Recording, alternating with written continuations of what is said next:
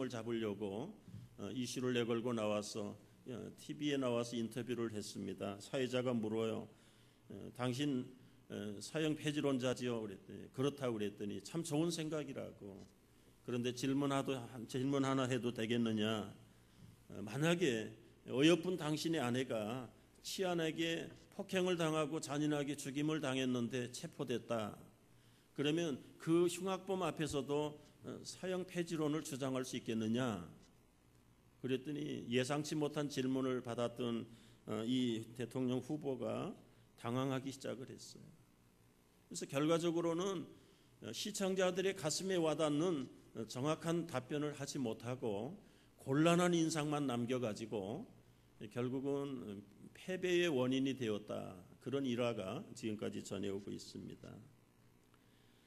과연 인간적으로 범사에 항상 기쁘고 감사라는 이 말이 현실성이 없어 보입니다.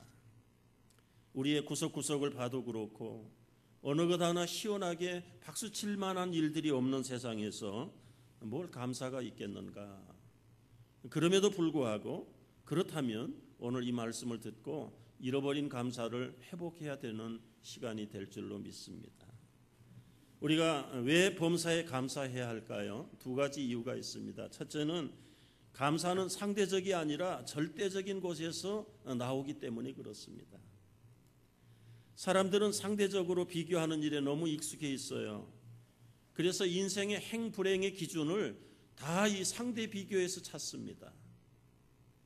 청소년 하나가 자살하다가 실패를 했는데 그 자살 이유가 뭐냐 그랬더니 다른 친구들은 새로 나온 스마트폰 뉴 모델을 가졌는데 나는 구 모델이다. 그게 쪽팔려서 난 죽어야 된다. 여러분 우리가 볼 때는 어른들이 들을 때는 코웃음을 치는 얘기지만 이것을 조금 더 확대하면 우리들의 문제입니다. 왜 어깨가 무너져 내리고 있습니까? 왜 기가 죽어 있습니까? 정말 먹거리가 없어서 그렇습니까? 잠자리가 없어서 그렇습니까? 그거 아니에요.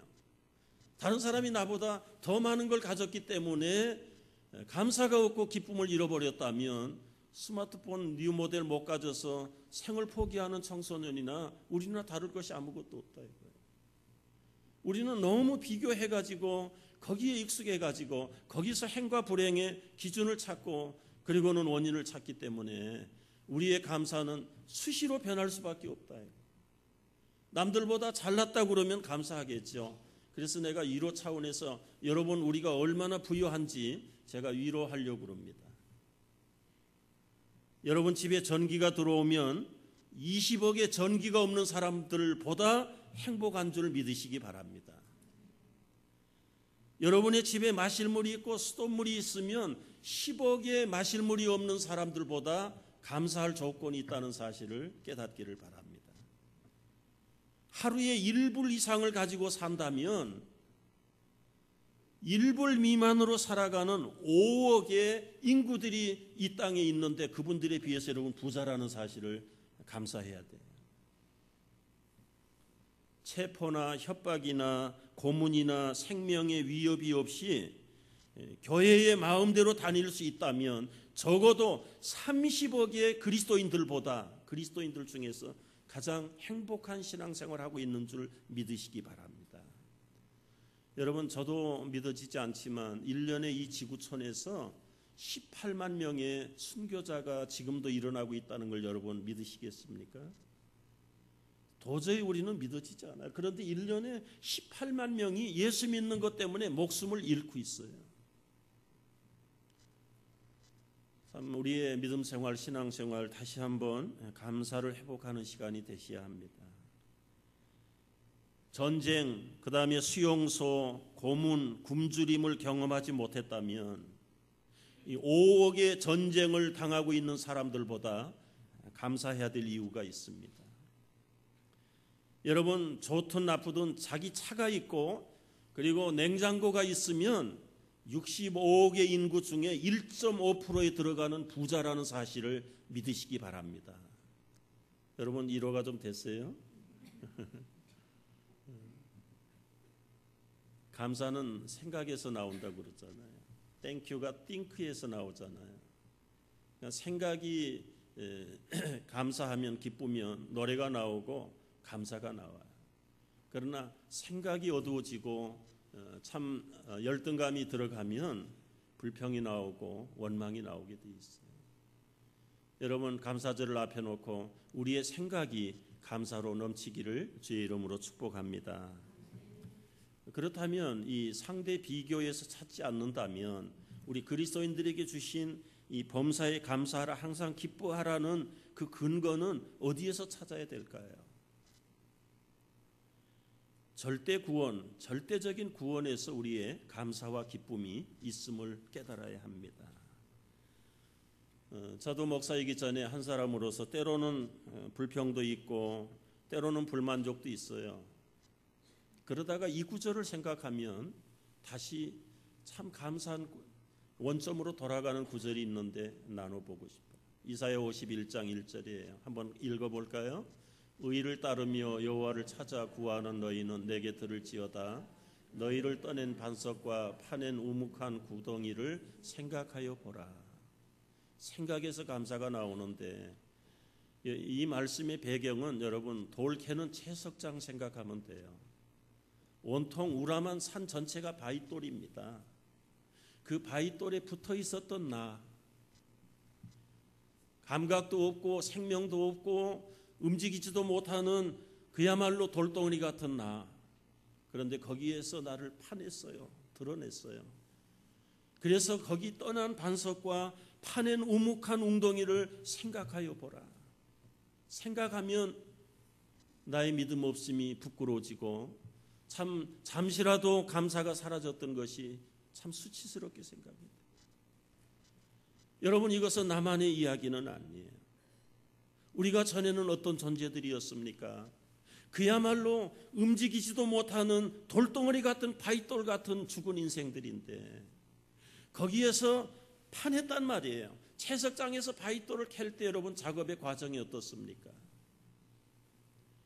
그 딱딱한 바위돌 속에 구멍을 뚫어서 TNT를 넣어가지고 터뜨려야 조각조각 거기에서 바위돌이 나오고 그리고는 갖다가 작품을 만드는 거예요.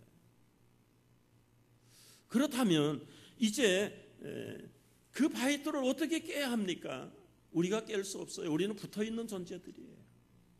예수님이 만약에 계란으로 바위를 쳐서 깨뜨릴 수 있다면 여러분, 계란 몇억 개를 치면 바위가 깨지겠습니까? 불가능한 얘기입니다.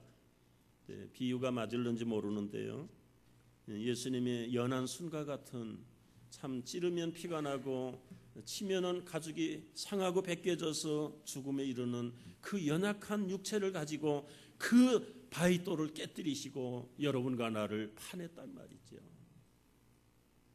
그 구원의 사건을 생각하면 정말 끔찍하지요. 끔찍해. 만약에 주님이 나를 그 엄청난 바위돌에서 파내지 않았더라면 여전히 우리는 거기에 붙어서 감각도 없고 죽어버린 인생, 생각이 없고 감정이 없고 의지가 없는 죽은 인생과 같은 삶을 살 텐데 하늘 보자 버리시고 연약한 육체를 입고 오셔서 그 엄청난 불가능한 태산을 향해서 당신의 몸을 처복종시킬 때 산산조각이 나고 그 속에 새롭게 정함을 받는 바위돌 속에 생명을 불어넣어서 우리의 모난 부분을 잘라내시고 적어도 천국의 영원한 영화의 작품을 만들어 가시는 그 주님의 절대적인 구원을 생각할 때 우리는 감사하지 않을 수가 없는 것이죠. 여러분, 감사는 조건에서 나오는 것이 아닙니다. 감사는 상황에서 일어나는 감사가 진정한 감사가 아닙니다. 감사할 수 있는 이유는 오직 예수 그리스도의 절대적인 구원에 우리가 변할 수 없는 감사의 이유가 있습니다. 여러분이 절대 구원을 붙잡는 사람들에게는 상황이 어떻게 변할지라도 두려워할 게 없어요. 두려워할 게 없어요. 놀랄 거 없어요. 하박국은 이걸 일찍이 체험한 사람입니다.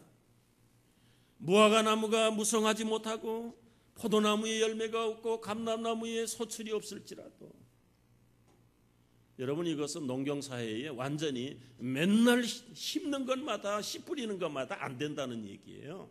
투자하는 것마다 맨날 손해본다는 얘기밖에 더 되는 겁니까?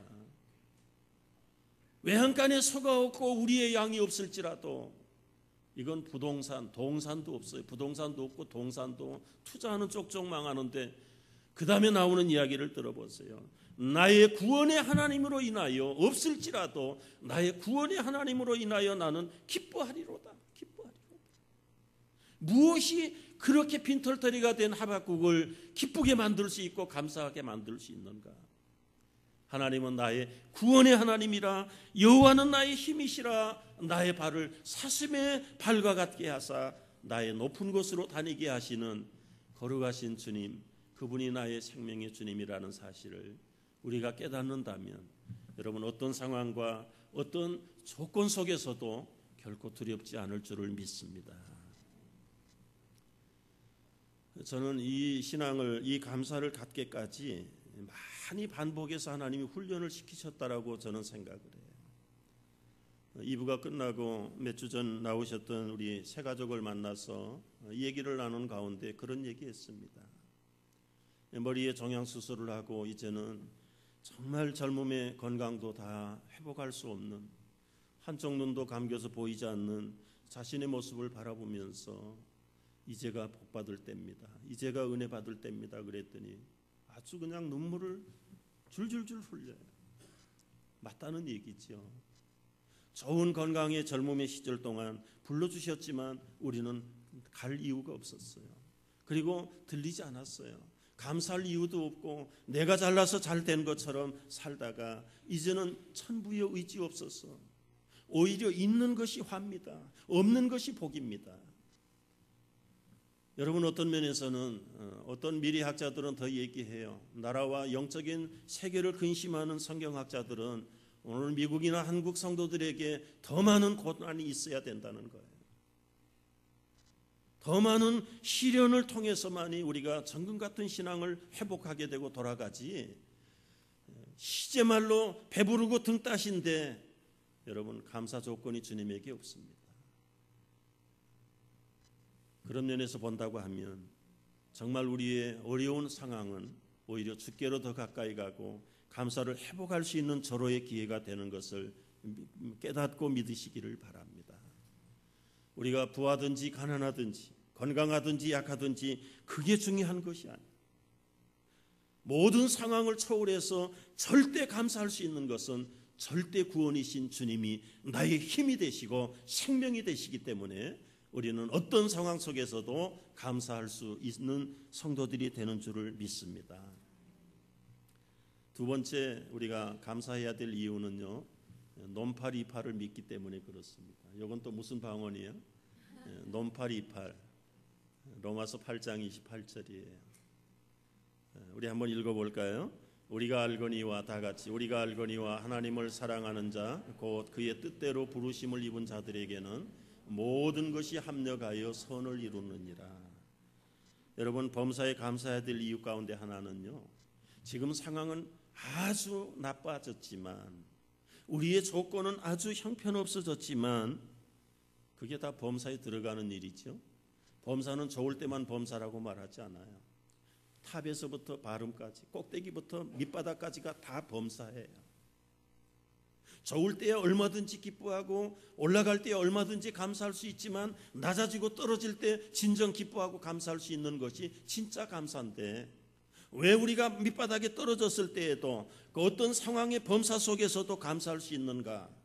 지금은 조건이 안 좋습니다. 상황이 안 좋습니다. 그럼에도 불구하고 주님을 향한 사랑이 식어지지 않는 한 하나님은 그 상황 변화시켜서 선하게 만드실 줄을 믿으시기 바랍니다. 이게 롬팔 이팔이에요. 데살로니가 교회는요, 불경기는 고사하고 큰 환난과 핍박을 당한 교회였습니다. 여러분 정상적인 삶이 아니라 이건 비정상적인 삶을 사는 환난과 핍박 속에서도 데살로니가 교회 교인들은 범사에 감사했어요. 누가 감사할 수 있습니까? 상황을 보는 자는 감사하지 못해요. 조건에 의해서 움직이는 자들은 감사가 없어요. 그러나 절대적으로 우리의 모든 악조건을 합력해서 선을 이루시는 주님의 능력을 믿는 자들에게는 감사가 그치지 않을 줄을 믿습니다.